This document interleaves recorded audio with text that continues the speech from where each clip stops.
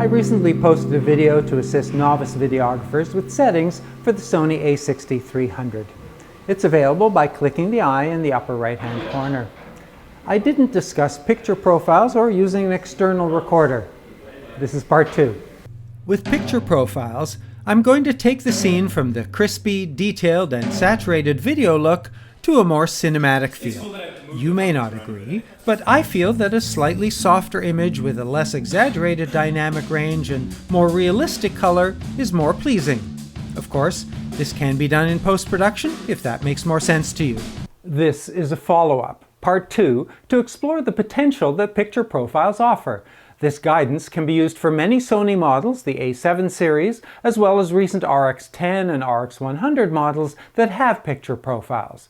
Before we get to picture profiles, there's a link below to jump ahead if you like, I'm going to talk about external recorders. I have the Atomos Shogun. It connects via HDMI, the flimsy micro connector on the camera side, full size on the Shogun end. The A7S II includes an HDMI clamp, the A6300 doesn't. I'm using one that's an accessory to my small rig cage. There are lots of ways to mount the Shogun. Here I'm using a camera friction arm. Once connected, the image from the camera appears on screen. I'm not going to detail all of the advantages of using a Shogun, but one is the superimposed waveform display, which is a very accurate way to judge exposure. The Shogun displays the current resolution and frame rate in the top right. Changing it can be tricky. Use video mode and set the file format. You can simultaneously record on the Shogun and internally. In 4K, switch the frame rate and the output will switch from 24 to 30 frames. To record only on the external recorder and not the internal SD card, an option that will reduce the possibility of overheating, Setup menu tab 4, 4K output select, and choose 30 or 24 frames. This will override the file format setting. An irrelevant warning confirms what you've selected. In HD, all the modes output 1080 60 frames. For 24, use the Setup menu tab 4 HDMI settings. Switch the 24 to 60 output to 24, but it won't really change to 24 unless the HDMI resolution is 2160 1080. To use the camera's record button to simultaneously start and stop the Shogun, use the HDMI menu to turn timecode output on, then turn record control on. In HD, there's an option to display the menu and the overlay on the external monitor. That's not available in 4K. One thing to note, when you start dual recording in 4K, the camera's LCD stops displaying the image. Only the menu and overlay are displayed. When recording only on an external recorder, the LCD remains active. By default, when recording, the camera displays the running time of the current recording. Remaining time on the card in the top left. The camera has a 30-minute limit and stops at 2950. Use the Setup menu page 3 timecode user bit settings to display timecode, cumulative time. Set timecode preset to the current time and select timecode free run to record time of day. Or, on page 2, set user bit time record on and select user bit from the display option to record the camera's time of day as user bits. Back to square one for a moment. There's no need to use picture profiles at all.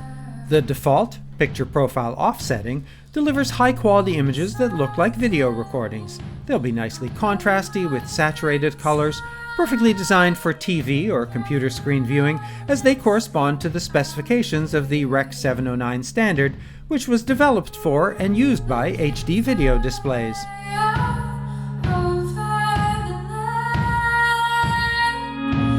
But that may not be a look that you're happy with. Picture profiles provide controls to customize a range of settings with possible combinations that range into the millions.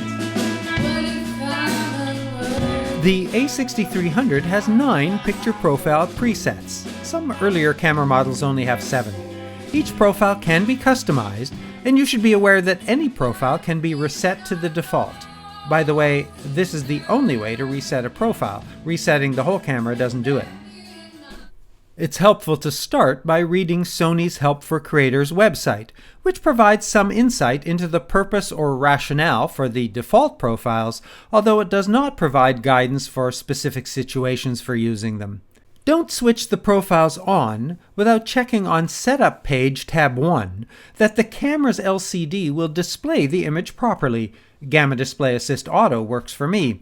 Otherwise, the image may look washed out with distorted colors. Installing the proper LUTs on the external recorder is also a good idea.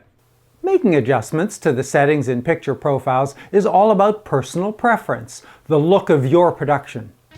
For me, whichever profile I use, I turn down the detail to -4 and I turn down the saturation to -2.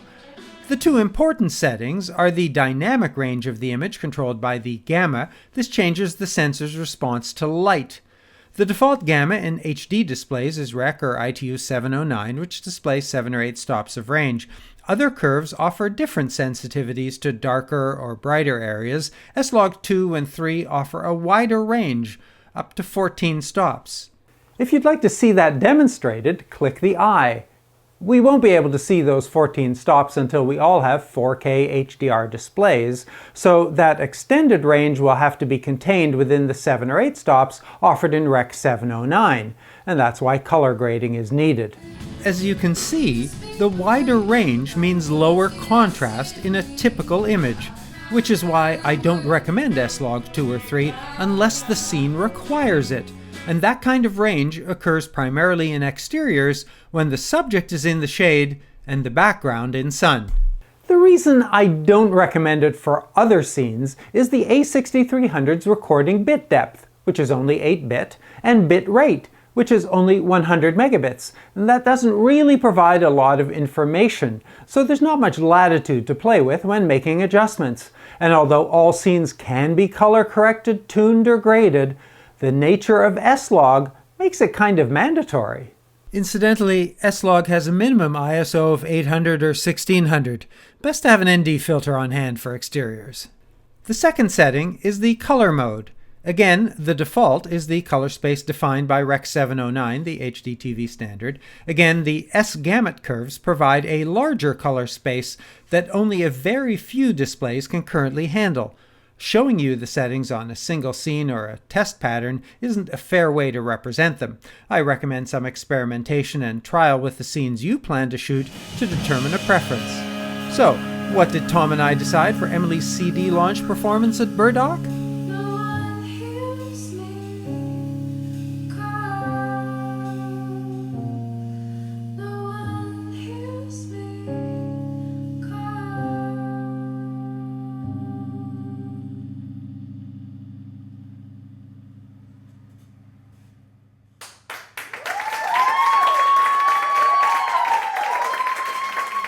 Well, thanks for watching.